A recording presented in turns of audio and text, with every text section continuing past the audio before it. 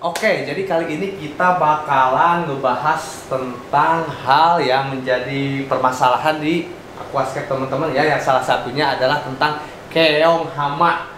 Jadi saya bakalan jelaskan mulai dari klasifikasinya, asalnya dari mana, cara pencegahannya bagaimana, bahkan cara membasminya seperti apa. Jadi buat teman-teman scaper nih jangan di skip videonya ya, karena saya akan jelaskan detail sedetail-detailnya. Dan tentunya buat teman-teman yang belum subscribe, jangan lupa di subscribe dulu ya.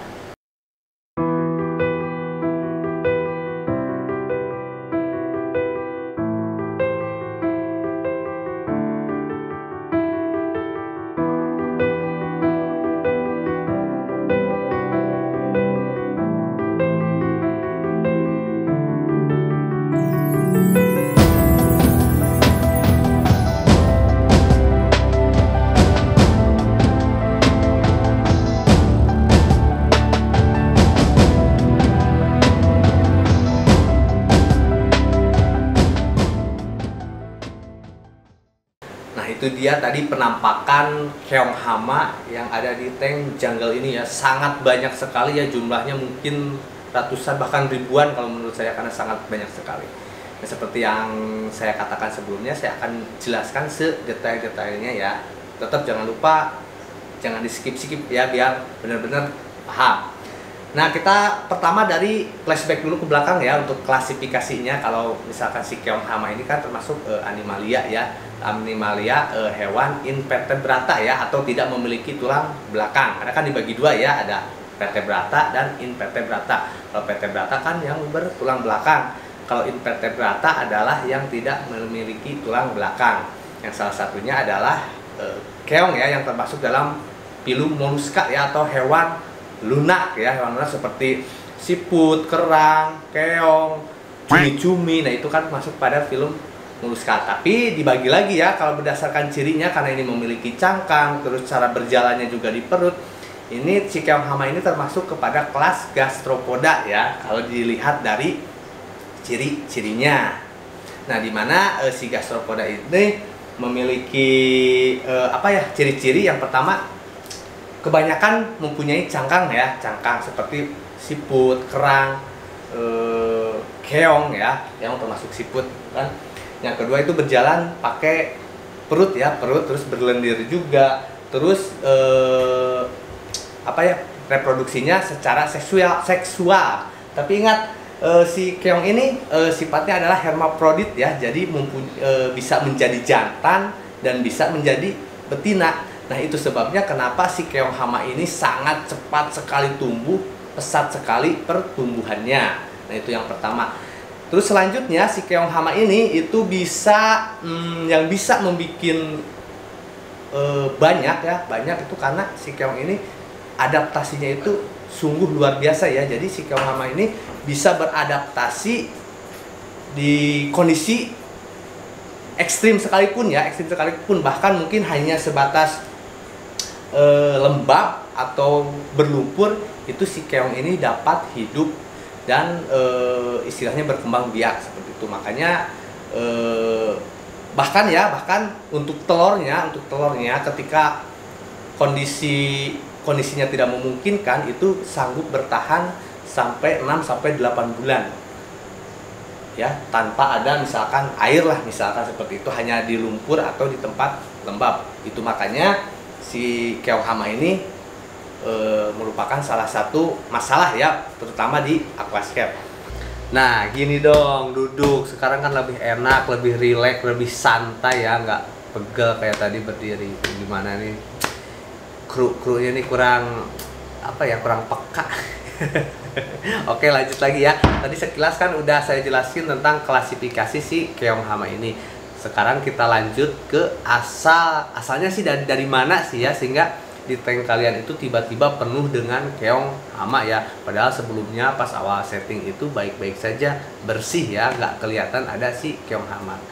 Nah, penyumbang terbesar keong hama yang ada di dalam aquascape kalian itu yang paling besar sekitar 80% itu berasal dari tanaman. Nah, sisanya itu dari substrat sama dari air. Nah, makanya teman-teman harus pinter-pinter dalam hal memilih tanaman ya, terutama untuk moss ya. Moss itu kan biasanya nggak kelihatan, padahal di sela-sela mossnya itu mungkin terdapat telur keong atau bahkan keongnya yang masih kecil. Nah, jadi teman-teman harus apa ya istilahnya, jadi harus selektif dalam memilih tanaman ya. Jangan lupa dibersihkan terlebih dahulu atau bahkan disterilkan terlebih dahulu, itu jauh lebih baik ya. Nah, untuk tata caranya nanti saya jelaskan di bagian pencegahan. Nah, yang untuk selanjutnya, asalnya itu kan dari substrat sama air ya. Jadi di dalam substrat itu misalkan pasir malang bekas yang bekas setting sebelumnya, meskipun udah dicuci, atau batu udah dicuci, udah disikat bersih, ternyata masih ada telur-telur keong yang menempel. Jadi itu adalah salah satu penyebab tiba-tiba muncul si keong hama. Dan yang terakhir di air ya, air dari sumber air ledeng, air sungai, air sumur itu kan bisa membawa si telur-telur keong itu masuk ke aquascape teman-teman. Nah, jadi ini sekarang masuk ke pencegahan. Jadi pencegahannya seperti apa? Jadi yang pertama itu ketika teman-teman membeli tanaman itu pastikan sellernya, pertama di seller ya, pertama di sellernya itu harus yang terpercaya lah, yang udah istilahnya bagus ya, tanamannya bagus-bagus gitu kan, terus rajin, terus bener-bener ngerawat si tanaman tersebut sebelum dijual ke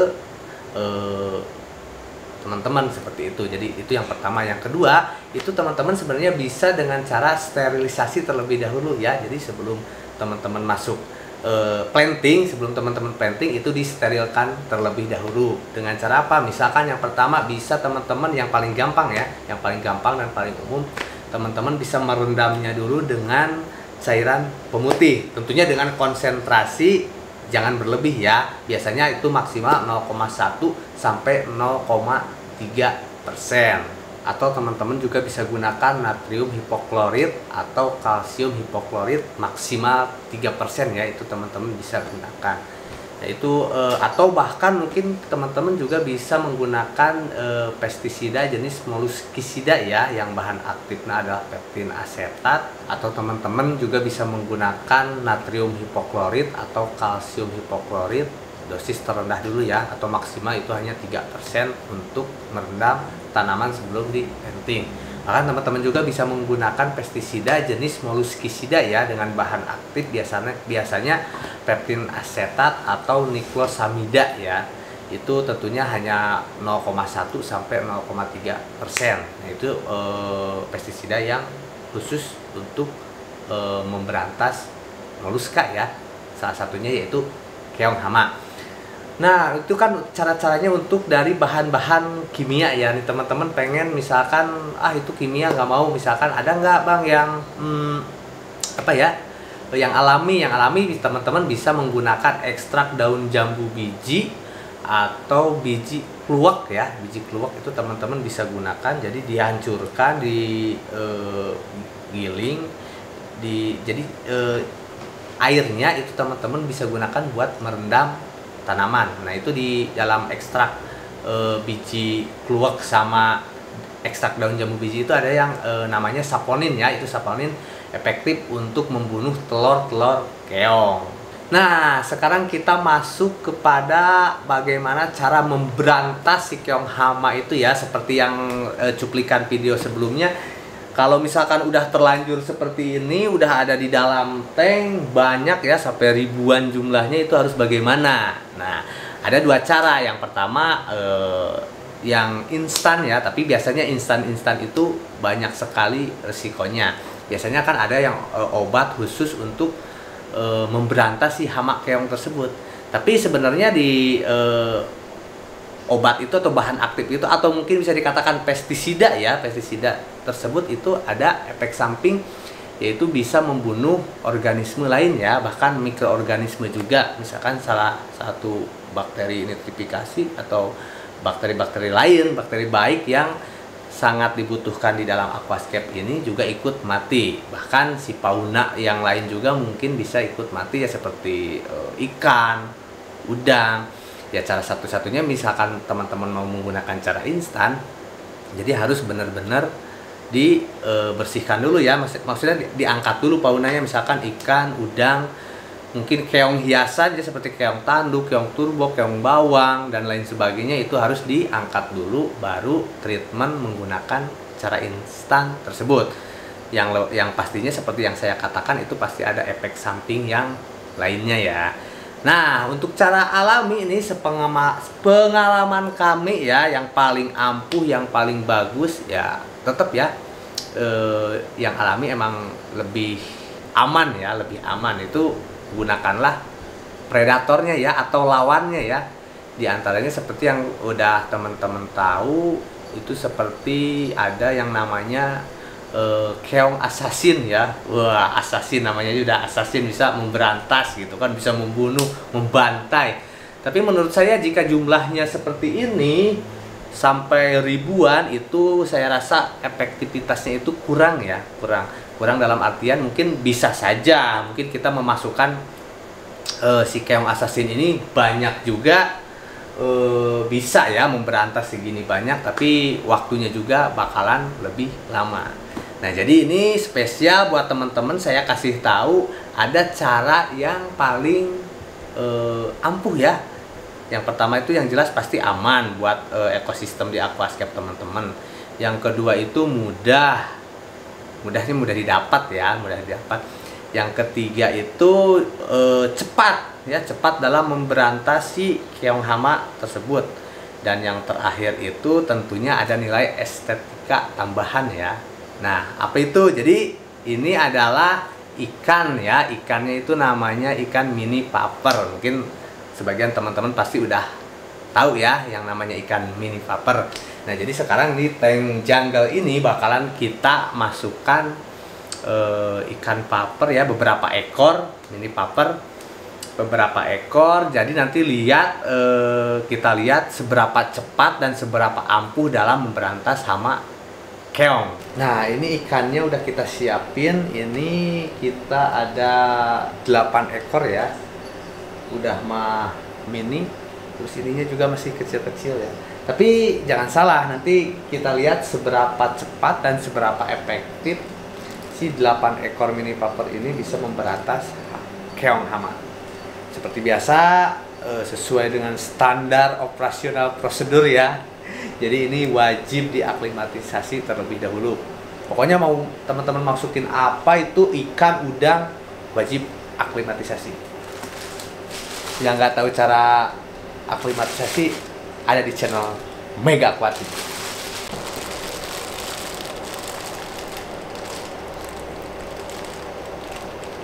Nah, ini juga banyak pertanyaan dari teman-teman scapper, ikan mini paper ini aman nggak sih buat ikan yang lain atau udang? Kalau sepengalaman saya ini aman-aman saja ya, sangat aman saja, kecuali mungkin karena ukuran dewasanya juga cuma paling sebesar gini ya. Itu paling bisa memangsa udang, itu juga udangnya yang kondisi sakit lah, kondisi sakit atau kondisi yang apa ya, mungkin udang kecil mungkin bisa saja ya, mungkin udang kecil bisa dimakan. Tapi kalau ukuran segini, saya lihat kalau saya kira itu nggak sangat bersahabat sekali sih sama udang, karena gerakan udang sendiri kan lebih lincah, jauh lebih lincah daripada si ikan mini paper ini.